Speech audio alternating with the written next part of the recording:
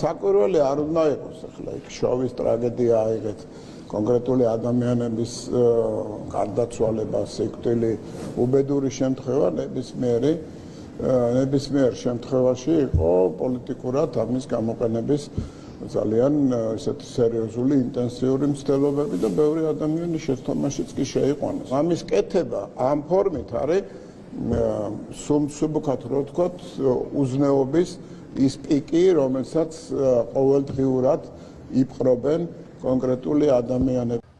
აი ჩემი აზრით, კი უზნეობა სწორედ ის არის, როცა ხედავ რომ სახელმწიფოს უკეთ შეეძლო ემართა კრიზისი, როცა ხედავ რომ საჯარო სტრუქტურები უკეთესად შეიძლება ყოფილიყო მომზადებული და ამას არ ამბობ. აი ეგ არის უზნეობა. და რატომ არის შეცდომებზე, ხარვეზებზე მითითება ზოგადად უზნეობის მაჩვენებელი? არა მეგობრებო, უკეთეს ვიმსახურებთ და უკეთესი გვინდა და უკეთესი აუცილებლად გვექნება.